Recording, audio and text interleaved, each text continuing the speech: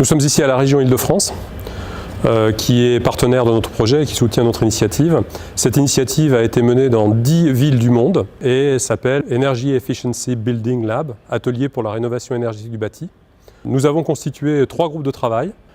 Le consortium des partenaires privés qui travaillent à la constitution de cette boîte à outils est constitué par un ensemble d'acteurs. Ces acteurs sont aussi divers que des industriels, des organisations professionnelles, des entreprises, des financiers, des architectes, des bureaux d'études. L'objectif est de préfigurer la réalisation de chantiers de test en Île-de-France avec le soutien d'une dizaine de maires d'Île-de-France. Donc il s'agit d'un atelier qui est un atelier ponctuel. La démarche qu'on met en place là aujourd'hui n'est pas une démarche pérenne, c'est une démarche ponctuelle à un moment donné. Ce n'est pas un travail qui est un travail personnel, c'est un travail collectif qui a été mené par un certain nombre d'entre nous. Et j'entends bien que cette démarche reste collective, puisque ses fondements sont basés sur le collectif, ils ne sont pas basés sur simplement l'écriture d'une thèse personnelle sur le sujet. Et bien évidemment, ce projet est porté par la Climate Kick, qui, d'un point de vue européen, fédère, motive et finance cette action. Nous sommes contributeurs, nous avons accompagné cette opération depuis le début. Nous allons aller également sans terme et poursuivre en délivrant répondant à un certain nombre d'objectifs qui ont été fixés. Mon rôle dans cette initiative est de coordonner les différents acteurs, de jouer le réseau, de provoquer, afin que sortent de ces boîtes à outils des éléments disruptifs innovants qui nous permettront de faire progresser la filière. Alors Dominique m'a demandé d'animer le groupe Service, qui est une thématique un peu originale, mais que moi, en tant qu'industriel du bâtiment et de la maison connectée, ça m'intéresse beaucoup. Alors si je participe à ce groupe de travail, c'est parce qu'en fait je reste convaincu que les métiers de la construction, et plus particulièrement celui de la rénovation, est un véritable gisement de valeur. Donc je suis dans un groupe de travail qui lui a pour charge de pouvoir comparer les offres globales, les offres intégrées, avec aujourd'hui les offres un petit peu plus explosées qui font partie de nos métiers plus courants, les métiers d'artisans, etc. Comment intégrer la qualité et le savoir-faire de ces artisans dans une démarche beaucoup plus industrialisée qui va vous apporter en fait des ouvrages qui sont de meilleure qualité, dans des délais plus rapides, à des coûts plus bas et avec une satisfaction de l'utilisateur qui va être plus grande. On doit avoir cette vision transversale pour embarquer tous les conforts, c'est ce qu'attend le client final. Il n'attend pas forcément de faire des économies d'énergie ou l'efficacité énergétique. Il attend son confort visuel, son confort acoustique, qualité de l'air, accessibilité.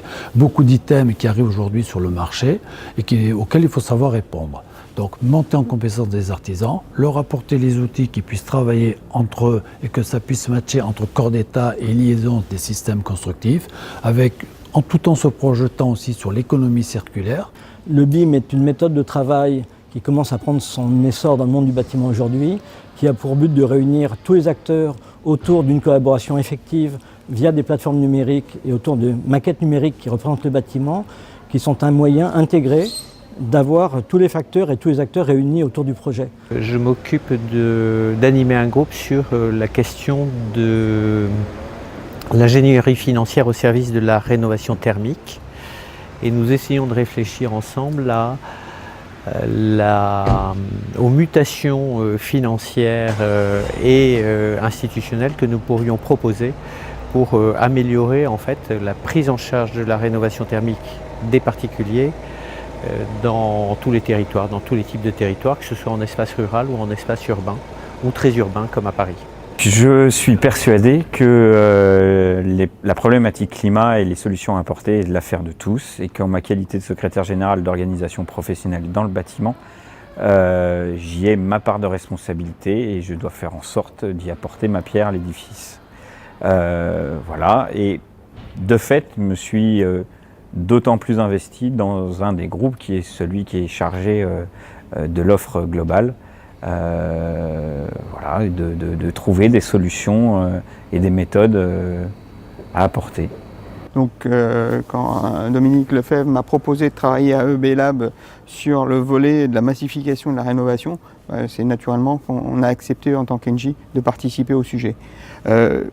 On en attend quoi? On en attend quoi pouvoir être acteur et partager avec l'ensemble des gens qui ont les mêmes objectifs, les bonnes solutions, la structuration de ce que pourrait être la rénovation énergétique de demain, puisqu'aujourd'hui on a fait des premiers pas, mais on se rend compte qu'elle n'est pas devenue virale, et comme elle n'est pas virale, on n'atteint pas les objectifs que les pouvoirs publics souhaitent atteindre.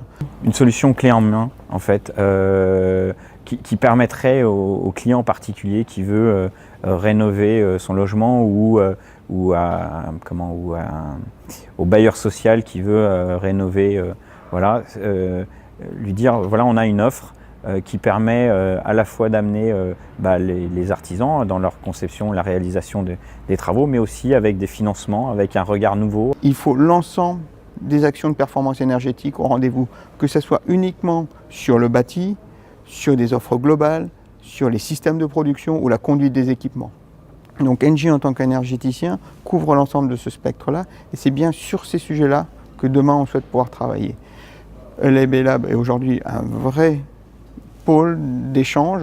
On vient d'échanger il y a quelques instants sur une structuration complète du monde du bâtiment qui permettrait d'atteindre aussi une performance accrue dans la mise en œuvre des solutions. Je suis convaincu d'un principe tout bête, moi j'appelle ça le CAP. Pour pouvoir avoir des clients concernés, il faut compter, capter de l'information. Il faut l'afficher, donc il faut la donner à ce client. Il faut l'alerter quand il y a des problématiques, parce que ce n'est pas quelqu'un qui connaît naturellement les enjeux. Et surtout, il faut piloter. Il faut apporter des solutions faciles à mettre en œuvre, à des coûts bas, qui vont nous faire des économies, qui vont pouvoir changer justement toutes ces contraintes climatiques que l'on a. Mais il faut surtout être capable de convaincre celui qui va donner des ordres, être capable de pouvoir apporter les bons arguments. L'objectif est donc de réinventer la rénovation urbaine et rurale au travers d'une approche efficacité énergétique du bâtiment et bas carbone. L'ambition que nous avons, c'est avec la région, l'Europe et les partenaires privés du consortium constitué, d'aller vers les initiatives Smart Région 2030 qui sont en train de se faire jour en Île-de-France.